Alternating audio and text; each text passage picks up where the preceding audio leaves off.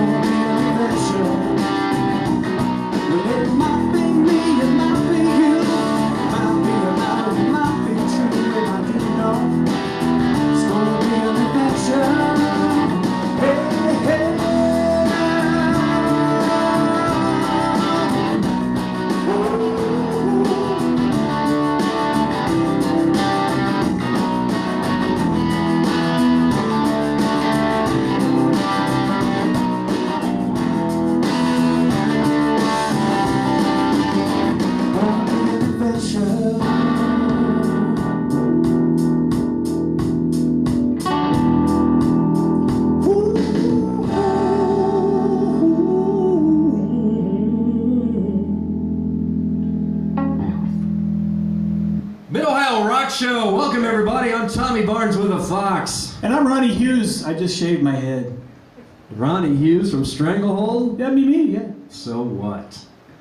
Oh, yeah. He's on sound. Yeah, so we got Ronnie. We actually demoted Ronnie for tonight's episode. By the way, folks, this is my good buddy, Mr. Ed. You can catch him on My 100 every weekday morning doing your show. I can't believe I'm on the Mid-Ohio Rock Show. You got invited, my friend. That's what happens. I'm feeling so important now. Well, I got to tell you what, we've been enjoying this great sound. You and I had an opportunity to chat with a fellow in the house tonight. Introduce him, my buddy. Oh man, Eliot Lewis right here from the Hall and Oates band and a form of the Average White Band. And Elliot, I'd say, well, we're honored to have you here in the town of Mansfield, and I know you're going to be playing in Ohio, doing a solo thing. Tell us a little bit about your solo thing. Well, this is it. I've been putting together this solo show over the course of about a year and a half, 2 years, and you know, I was trying to figure out different ways to do it because I play a few instruments, and I thought the easiest thing to start it off with would be to sort of record myself playing drums and bass, and then taking it out on the road and doing the vocals and the guitar live. It seems to work out. It kind of gives me a lot of variety. I change the arrangements all the time, so it's always different. It's not always the same thing. I'll go a couple of shows and then change a little something, so people that come back, they hear little different things. So you're not going Grateful Dead on us, are you? No Grateful Dead today. No Grateful Dead, that's too bad. Elliot, Ed and I both had a chance to talk to you and interview you for our radio shows, respectively. Let's go back in time. Talk about Average White Band and your connection with those guys. Well, yeah, that goes way back to like the late 80s. I actually became writing partners with one of the original members, Alan Gorey, back in probably like 1987 or something like that, and they had disbanded for about 5 or 6 years. So we just became writing partners, and that really worked. We both had our collective sort of publishing deals at that time. I was with Sony, and he was with another publisher. So at one point, we wrote so many songs together that they decided to put the band back together and invited me to sort of co-produce and engineer, and I was writing some of the stuff. And I went out to Seattle for 3 months, and then somewhere along the line, we did a gig, like a little club, tiny little place, just to sort of feel out the material. And then before I knew it, I was in the band. You know, they just started building their audience back up, and before I knew it was like 12 years later. Did the connection happen almost instantaneously as a musician? You get in there within a couple, 5 minutes or so, you knew this is it? Yeah, I mean, it was a little bit of a departure for me. I always loved soul music and funk, but I grew up listening to a lot of stuff. I grew up listening to a lot of rock, but I also grew up listening to Stevie Wonder and Sly, so it was really it made sense for me to sort of nurture that side of my musical interest, the soul and funk. So yeah, it was pretty comfortable, and it came kind of natural. What I didn't expect, though, was to assume the role as one of the lead singers. That sort of took a couple of years to kind of get into that role, because the guy I was sort of replacing had this really high, very unique falsetto. I don't know if you remember any of those songs like Cloudy, and well, he sings a lot of Work to Do and Walk On By. So I had to really kind of get into that head and really sort of work my voice into that area. But yeah, it was great. It was a great learning experience, and we played with everybody. We toured endlessly with Tower of Power, Earth, Wind and Fire, you name it. You know, we were out on the road with. So how did you end up in Hall and Oates? Through that connection. Alan Gorey from the Average White Band, the original bass player, and Daryl were good friends since the early 70s because they were both on Atlantic Records. So I would travel, you know, to the UK every year with Average White Band. We tour all over Europe, and we would always be in London at this one particular place. And Daryl would stop by and sit in usually with us. He would sing a couple of songs. So I remember him saying, he was with his manager one time. He's like, "We're going to get you in my band. We're going to get you in Hall and Oates." And I was like, "All right, cool."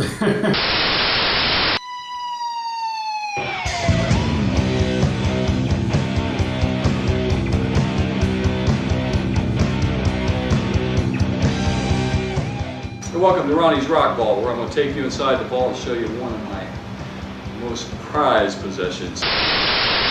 This is one of the M16s that we take on our Ted Nugent show just for fun. Just in case we need it for one of Larry's life lessons where we always need protection. Maybe I'll fire a couple rounds at the camera. Got you on that one, didn't I? 1980 Kramer Duke aluminum neck guitar. Very rare guitar. They're kind of hard to come by nowadays. But they forgot, they didn't finish it at the factory. They left the headstock off, so. But anyway, there you go. Kramer Duke.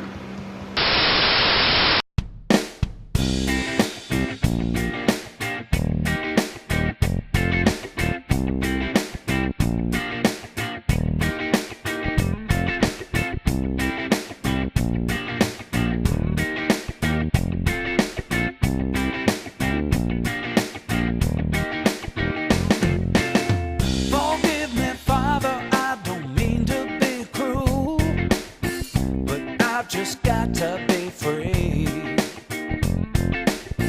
I'm sorry if I haven't played by your rules. I don't know how not to be me.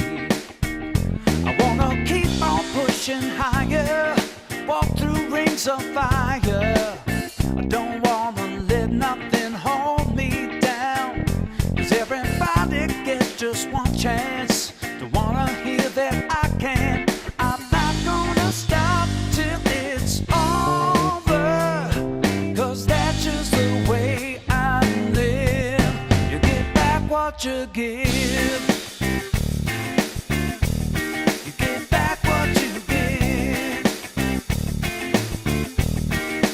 Back what you give. You get back what you give. Some people wanna live their life all alone. Some people try to fit in. They get so scared they might do something wrong. They don't know they might just win.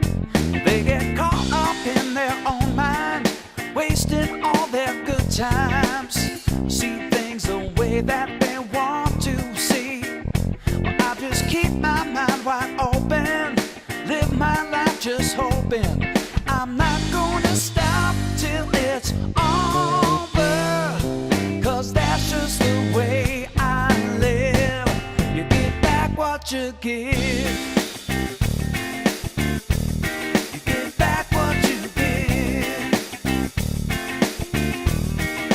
Back what you give. You get back what you give.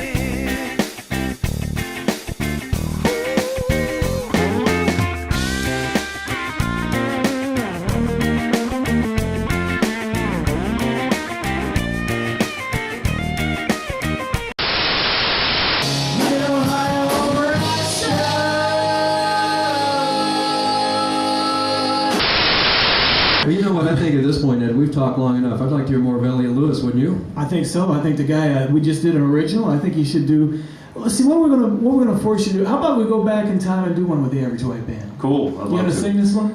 I'll play guitar on We'll let the guitar do the this. singing. Yeah, I'm doing a guitar version of this, and as you know, this song was written for horns, so I'm doing a really different version of it. But I try to have fun with it. It's funny because I was playing this song when I was 12 years old as a drummer, so this song has been with me my whole life. Ladies and gentlemen, more of Eliot Lewis with us tonight on the Millhouse Rock Show.